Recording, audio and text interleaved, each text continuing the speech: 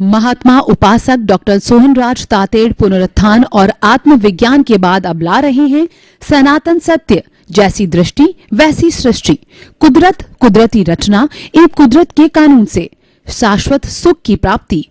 Log in करें www.drsohanrajtated.com, YouTube channel doctor Sohanraj Tated, play store से download करें mobile app doctor Sohanraj Tated.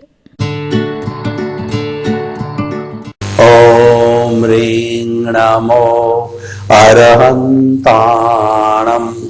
ओम ह्रीं नमो सिद्धाणम्। ओम ह्रीं नमो आयर्याणम्। ओम ह्रीं नमो उवज्जायाणम्। ओम ह्रीं नमो लोए सर्वसाहुणम्। ऐसो पंचनमो का रो सर्वपावपनाशनो मंगलाणं च सव्येसिं पडमं हवै मंगलं। पडमं हवै मंगलं। भाइयों और बहनों, मातृशक्ति को नमन। आज का हमारा बहुत सुंदर विषय है कि सुख कौन भोगता है। देखिए, सुख हरेक को चाहिए। जो व्यक्ति जन्म लेता है, कोई मरना नहीं चाहता। छोटा से छोटा वायरस कोरोना भी देखो, वो मरना नहीं चाहता, उसने तो कईयों को मार दिया। और कोई दुख नहीं चाहता, सभी सुख चाहते हैं। दुख हो जाता है, वो तो कर्मों के अधीन है, पर चाहता कोई नहीं है। तो प्रश्न ये है कि हर व्यक्ति सुख चाहता है, तो आखिर सुख भोगता कौन है? ये बात दार्शनिक दृष्टि से बहुत ही महत्वपूर्ण बात है। और अगर ये बात समझ में आ जावे तो हम शाश्वत सुख को प्राप्त कर सकते हैं। क्योंकि हमारे इस सनातन सत्य कार्यक्रम के अंतर्गत सुख और दुख भ्रांति है। हम तो मानते हैं कि सुख और दुख काल्पनिक है। कैसे कि मान लीजिए हम मंदिर से भगवान के दर्शन करके बाहर आ रहे हैं, तो बाहर जो भिखारी बैठे हैं उसको हमने अगर 10 रुपए का नोट दिया तो बहुत खुश होता है, वो सुखी होता है कि आज मुझे एक बड़ा सेठ 10 रुपए साथ देने वाला, डोनेट करने वाला मिला। और वही 10 रुपए पास में से जा रहे एक अप टू डेट व्यक्ति को जो है मैं ऑफर करता हूं, तो वो इंसल्ट फील करता है, वो खिन्न होता है, वो दुखी होता है। देखिए, चीज वही है। एक के लिए सुख है, दूसरे के लिए दुख है। एक व्यक्ति जिसको डायबिटीज नहीं है और मीठा खाने का शौक है, वो तो किलो किलो पर मिठाई खा जाता है। और हाई डायबिटिक है, वो तो 5 ग्राम भी खा गया तो उसको इंजेक्शन लगाने पड़ेंगे, इंसुलिन के, इंसुलिन की गोलियां लेनी पड़ेगी। तो भाई और बहनों, इसका अर्थ ये कि सुख और दुख जो है वो काल्पनिक है और हमारी ये मान्यता है। मान्यता कैसी? ये भ्रांत मान्यता है। इस भ्रांत मान्यता को जो है हमें समाप्त करना, और इस भ्रांत मान्यता के कारण हम जीवन भर सुख और दुख के पलड़े में झूलते रहते हैं। कभी हमारे धंधे में 1 लाख रुपए का प्रॉफिट हुआ, हम सुखी हो गए, प्रसन्न हो गए, आनंदित हो गए, मुस्कुराने लगे, मूड अच्छा बन गया। और थोड़े समय के बाद में 2 लाख रुपए का घाटा हो गया, हम दुखी हो गए, डिप्रेशन में चले गए। और कई लोग तो बहुत बड़ा शौक लगता है तो वो जो है कोमा में भी चले जाते हैं, मृत्यु भी हो जाती है। हाईली डिप्रेशन होकर लोग सुसाइड भी कर लेते हैं। कई जो जिन्होंने टारगेट बना रखा है कि मैं जो है फर्स्ट पोजीशन लाऊंगा और ला नहीं पाता है, तो वह सुसाइड तक कर लेता है। जितने सुसाइड के केस है उसके पीछे आप हिस्ट्री देखोगे तो डिससेटिस्फैक्शन है।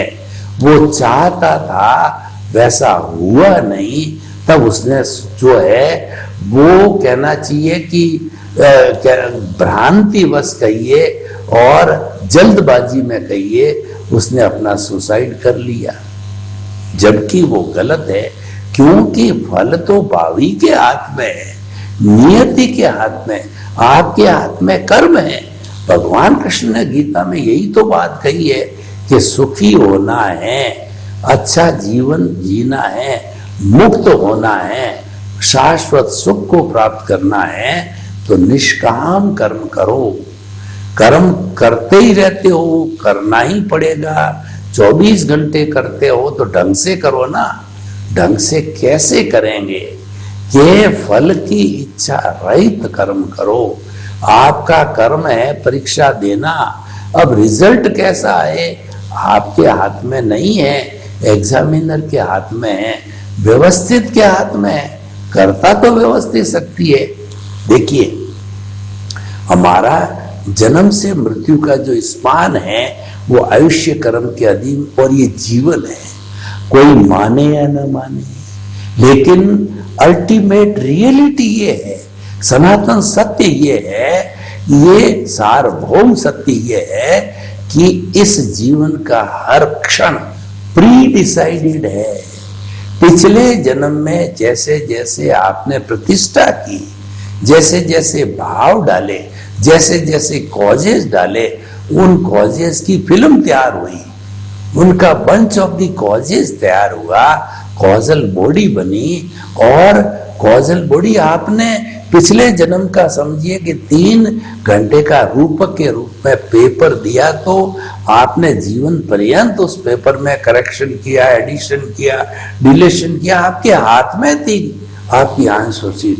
लेकिन जब आपने एग्जामिनर यानी कुदरत को दे दी, यानी आपका आयुष्य समाप्त हो गया, तो अब इस जन्म के अंदर कुदरत अब आपको रिजल्ट देगी, कुदरत आपको उसका परिणाम देगी।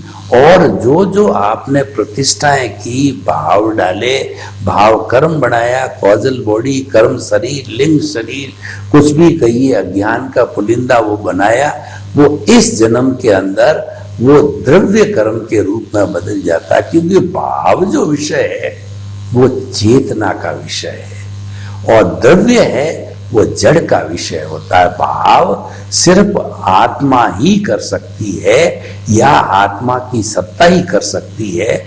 बुद्धि है, प्रज्ञा है, सुबुद्धि कुबुद्धि कोई भी हो, जो आत्मा की भाव सत्ता है, क्योंकि मूल स्वरूप वाली आत्मा तो अक्रिया कुछ करती नहीं है। ज्ञान लिया हुआ होता है तो प्रज्ञा संचालित करती है, और ज्ञान नहीं लिया होता है, बहिरात्मा होती है, तो उसका अज्ञा जो है वो सारा संचालन करती है। तो इसीलिए भाव सत्ता के द्वारा ही भाव बनते हैं, वो चेतना का विषय है। जो चार्जिंग है हमारा चेतना का विषय है, डिस्चार्ज है हमारे जड़ का विषय है, और ये चार्ज और डिस्चार्ज दोनों को करने वाली है वो प्रतिष्ठित आत्मा। मूल एक चीज ध्यान रखो कि मूल आत्मा अक्रिया है, कुछ भी नहीं करती, उसका तो एक ही ड्यूटी है कि उसकी प्रेजेंस है, क्योंकि उसकी प्रेजेंस के बिना कोई भी कार्य हो नहीं सकता। भारत की जो संविधान की व्यवस्था है वो राष्ट्रपति सुप्रीम होता है, पर राष्ट्रपति अपनी तरफ से कोई ऑर्डिनेंस नहीं बना सकता। वो तो संसद और राज्यसभा जैसी भेजेगी उस पर छाप मार सकता है, स्टाम्प का वर्क कर सकता है, या लौटा सकता है संशोधन के लिए, लेकिन जो है वो ऑर्डिनेंस अपनी तरफ से जारी नहीं कर सकता। तो भाइयों बहनों, हम आपको बताना चाहते हैं कि विषय दोनों अलग अलग है। एक तो रिलेटिव व्यू पॉइंट्स में आ जाता है, एक रियल व्यू पॉइंट्स में आ जाता है। भाव सत्ता तो रियल व्यू पॉइंट हो गया, और जो हमारा ये द्रव्य सत्ता है रिलेटिव व्यू पॉइंट है। ये दोनों अलग अलग विषय चलते हैं। एक तो हमारा जो कहना चाहिए, जो आंखों से खुला दिखाई देता है, ये हमारा व्यवहार जगत है।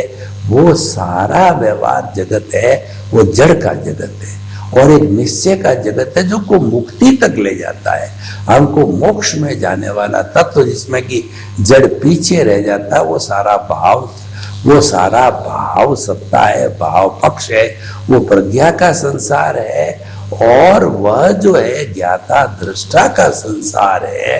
वह जो है हमारा दृष्टि विज्ञान है, वो हमारा भेद विज्ञान का विषय होता है। तो ये दोनों अलग अलग, एक तो मैकेनिकल मोड है और एक हमारा चार्जिंग का मोड है। मैकेनिकल मोड डिस्चार्ज मोड होता है, उसमें स्वतंत्रता होती है, उसको मात्र कुदरत चलाती है। कुदरत के अधीन ही वो क्रिएटर ऑपरेटर डिस्ट्रॉयर कुदरती रहती है और कुदरती संचालित करती है। हमारी कोई भी उसके अंदर स्वतंत्रता 0.001% भी नहीं। इसीलिए आप उसकी तरफ ध्यान क्यों देते हो?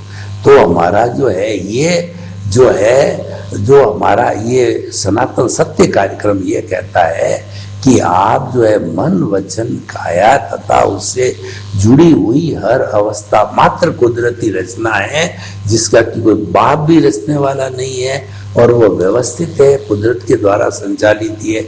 इसके साथ तन्मयाकार मत हो, इसके साथ जुड़ना नहीं है, ये तो करना ही पड़ेगा, आपकी लायबिलिटी है, आप लेके आए हो और आपको ये हिसाब पूर्ति करना ही पड़ेगा। ये आपका हिसाब है तो होने दो, हिसाब अपने तरीके से ऑटो मोड से होता होने दो। कोई सेवा करेगा, कोई आपको तिरस्कार करेगा, कोई सम्मान करेगा, जैसा जैसा आपके जो प्रतिष्ठा हुई है, जैसा बंद है उसके अनुसार। तो हम बात करते हैं कि ये सुख और दुख भोगता कौन है, ये बड़ा मुख्य पॉइंट ये है। तो हमें प्रतिष्ठित आत्मा पे जाना पड़ेगा। प्रतिष्ठित आत्मा में जो प्रोसेसिंग फैक्ट्री है उसको समझना पड़ेगा, वो मुख्य बात है। प्रोसेसिंग फैक्ट्री जो है वो हमारी मन बुद्धि चित्त और अहंकार चारों से बनी हुई है। जो मन होता है वो पैम्पलेट निकालता है, यानी इंद्रियां जो बाहर से विषय ला करके देती है वो पैम्पलेट्स कहलाते हैं। वो पैम्पलेट्स निकालता है और ये मन का काम है और वो पैम्पलेट निकाल करके बुद्धि को देता है।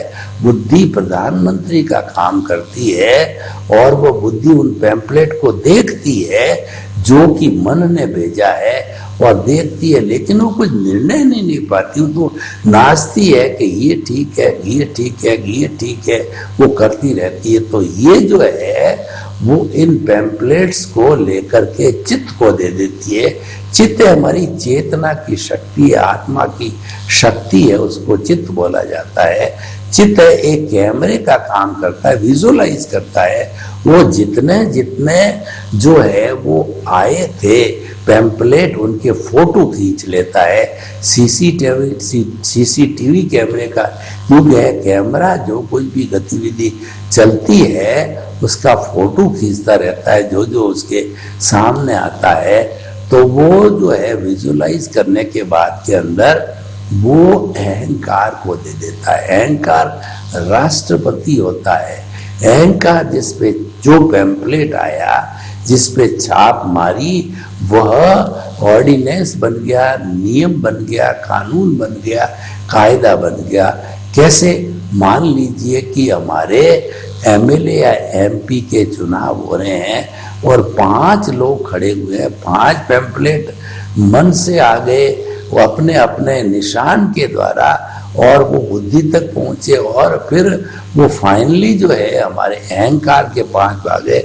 अहंकार ने अगर कमल के ऊपर छाप ठोक दी तो हम जब वोट देने जाते हैं तो कमल पे छाप मार देते हैं। तो इस तरीके से ये किसने भोगा सुख? ये भोगा अहंकार ने, ये भोगा कषाय ने, ये भोगा राग द्वेष ने। क्योंकि ये सारी जो है हमारे व्यवहार जगत का मालिक राग द्वेष है।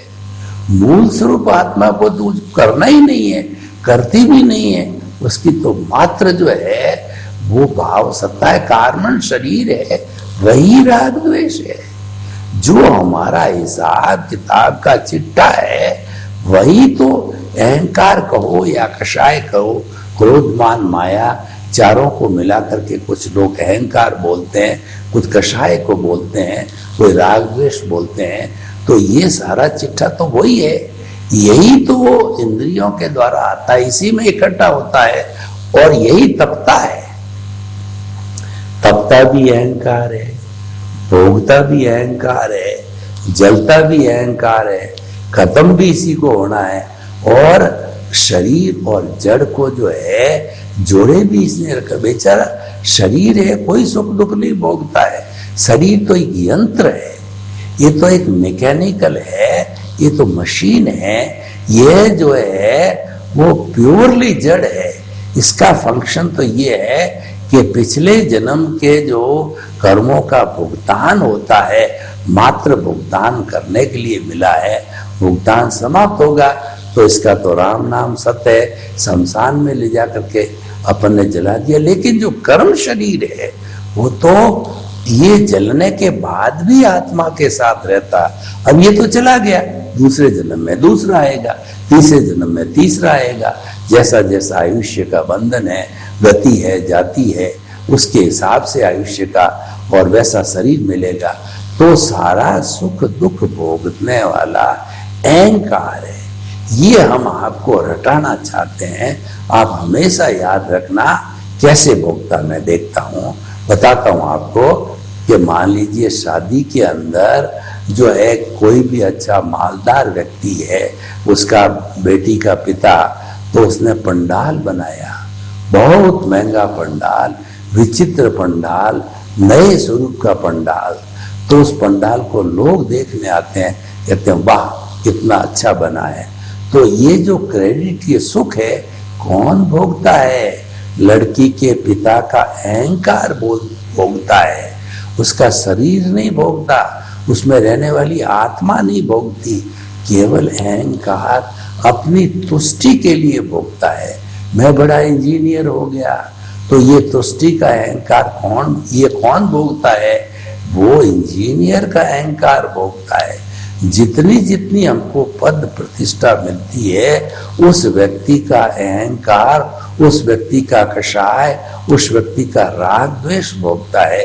ये मुख्य बात हमेशा स्मरण रखनी चाहिए कि भोगने वाला अहंकार। इसीलिए कहा गया है कि कषाय शुद्धि ही सच्ची शुद्धि है, क्योंकि कषाय शुद्धि कषाय के समाप्त होने के बाद, पहले कषाय के जीरो होने के पहले शाश्वत सुख की प्राप्ति नहीं हो सकती है।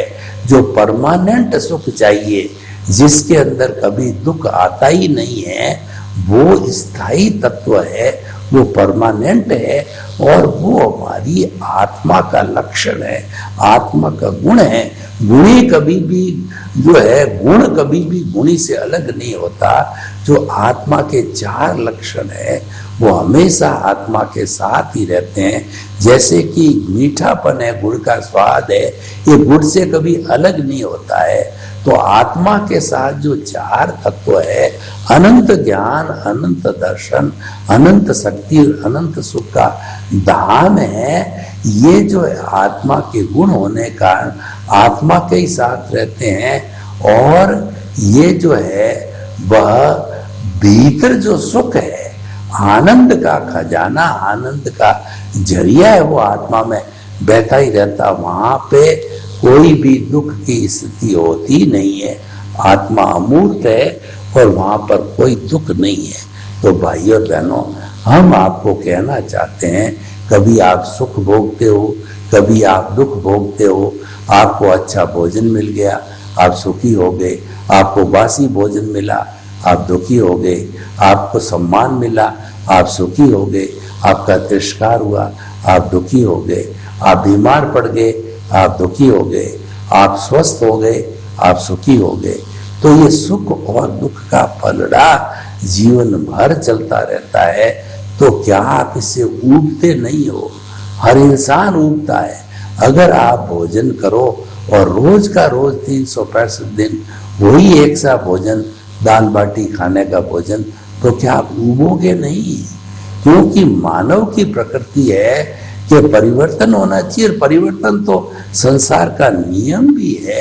ये जो संचरण करता है वो संसार कहलाता है। और संसार में तो हर क्षण हर वस्तु बदलती रहती है, क्योंकि उसमें पर्याय काम करता है, उसमें उत्पाद होता है, व्यय होता है, इस कारण से वो बदलती रहती है।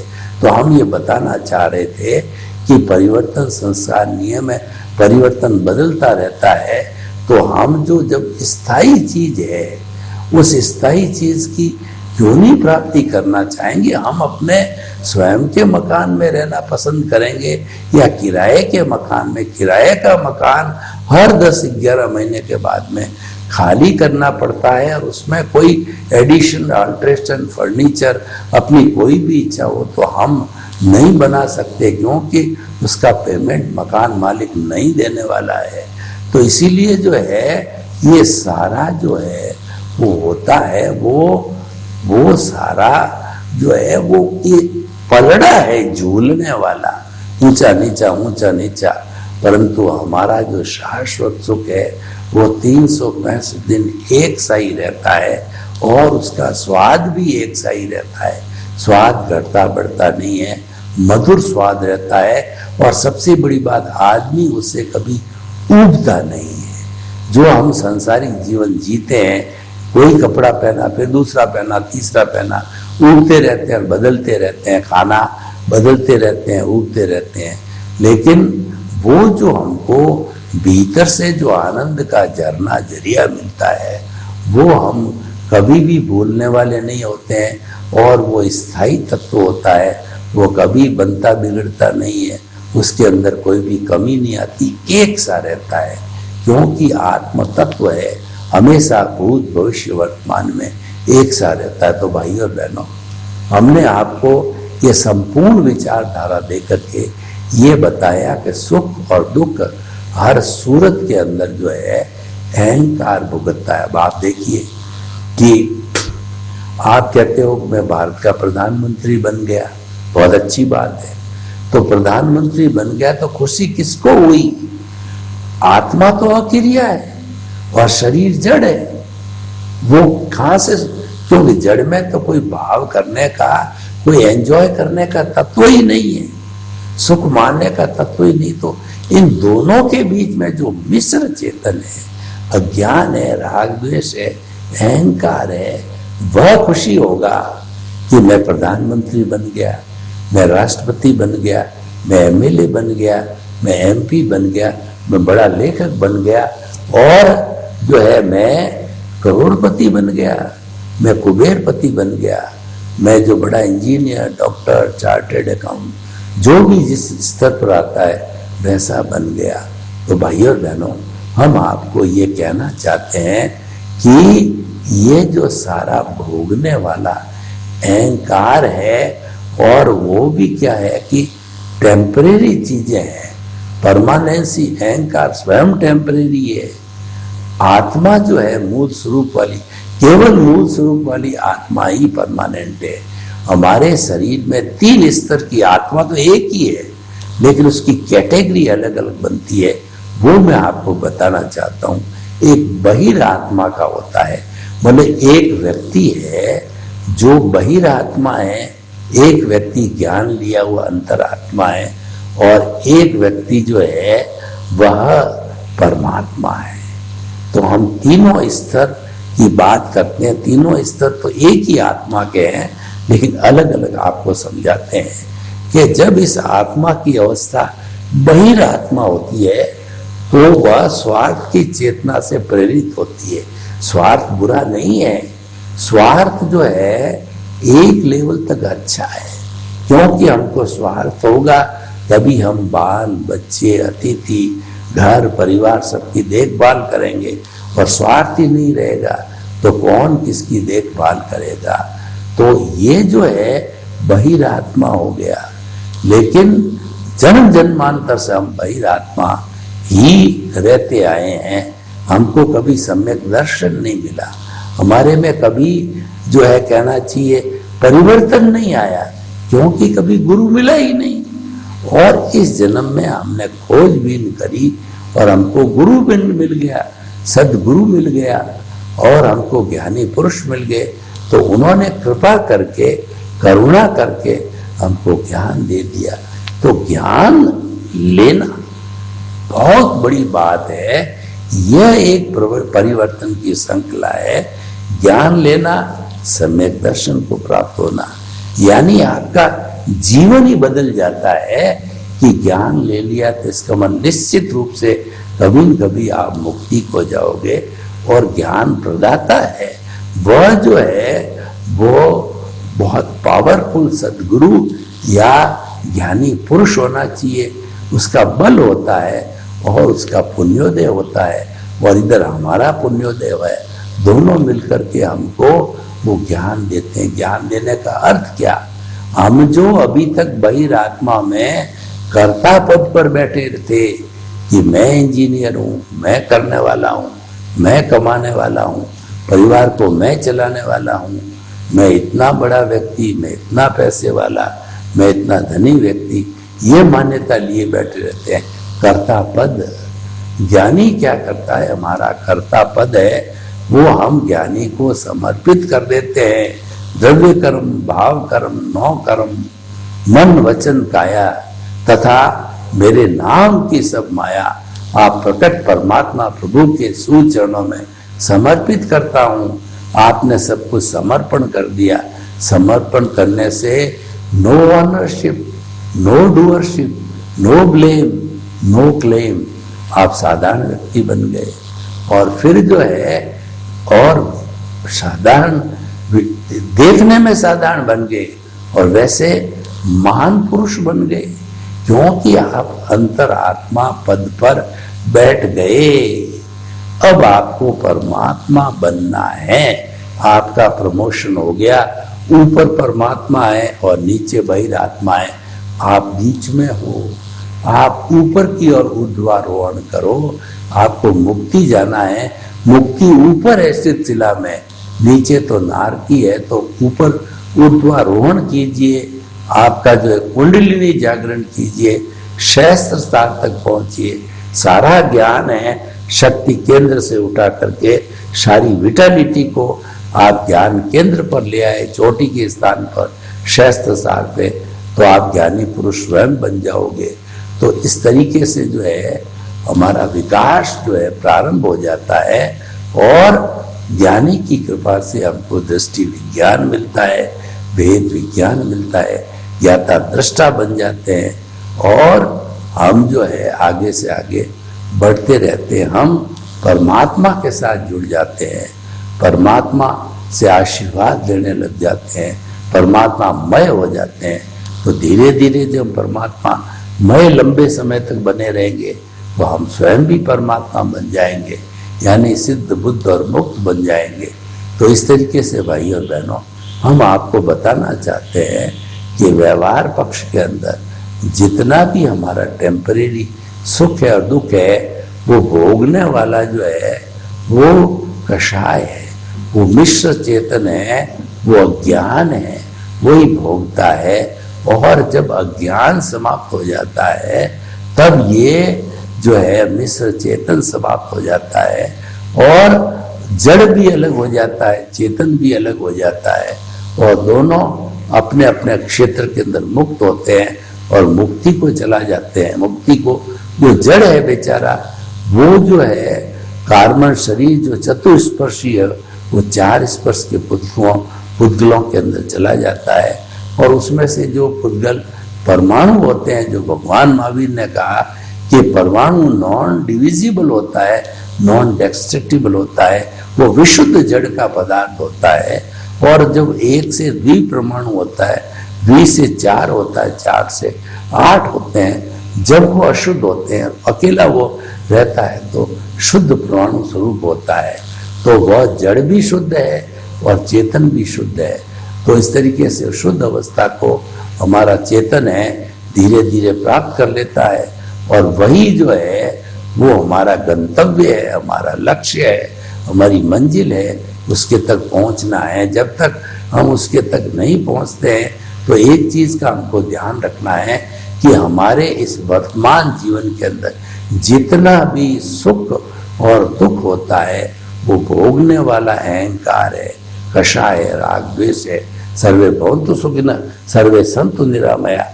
लोक के सब जीवों को सुख मिले, शांति मिले, आनंद मिले, प्रेम मिले, सौहार्द मिले, मुक्ति मिले। आपके प्रति मंगल भावना, शुभकामना। ओम शांति। महात्मा उपासक डॉक्टर सोहनराज तातेड़ पुनरुत्थान और आत्मविज्ञान के बाद अब ला रहे हैं सनातन सत्य, जैसी दृष्टि वैसी सृष्टि, कुदरत, कुदरती रचना एवं कुदरत के कानून से शाश्वत सुख की प्राप्ति। लॉग इन करें www.drsohanrajtated.com। YouTube channel doctor Sohanraj Tated. Play store से डाउनलोड करें mobile app doctor Sohanraj Tated.